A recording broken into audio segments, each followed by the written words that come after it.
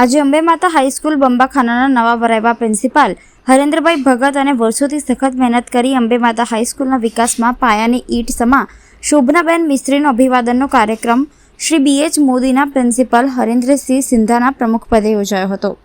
અતિથિ વિશેષ પદે કે રોહિતના સ્થાને યોજાયો હતો. શાળાના આચાર્ય હરેન્દ્ર ભગત અને શોભનાબહેનને કે રોહિતે શાલ ઓડાડી પુષ્પ વરસાવી સન્માન કરી શુભેચ્છા પાઠવી હતી.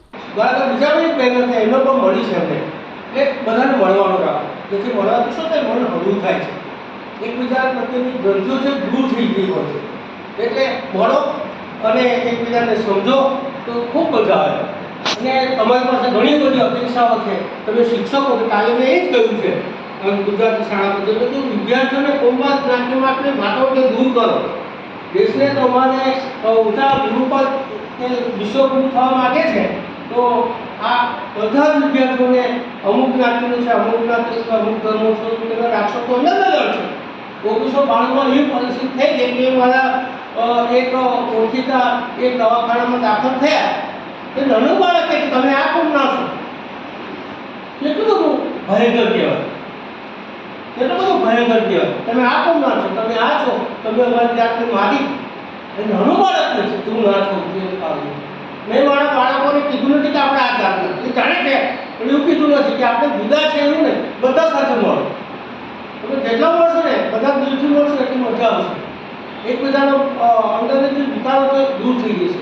ઘણા બધા તો આવા હરેન્દ્રભાઈ અનુભવ થયા છે અત્યારે થોડા સમયમાં કે એક માણસે ખૂબ બહુમાન કર્યું અને આખો ફેંકી દીધું.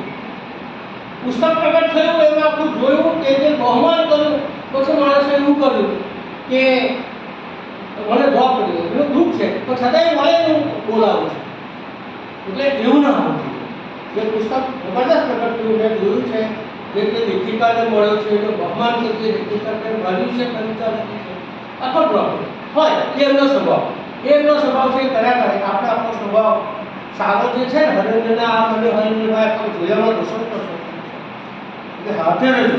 મને તિરીસથી મારા જૂના મિત્રો બહુ મને યાદ આવે. પીડી રણા એ બધા ઓછા છે. એક સંબંધો હતા. ઇકબાલ પટેલનો ફોન કર્યો ભાઈ હરેન્દ્રને આપણે એ કરવા જવાનું છે પણ મારું જે બોમ્બે છે ઇકબાલ પટેલ કે આવે તો જૂના સંબંધો મારા ટકાવી રાખે છે.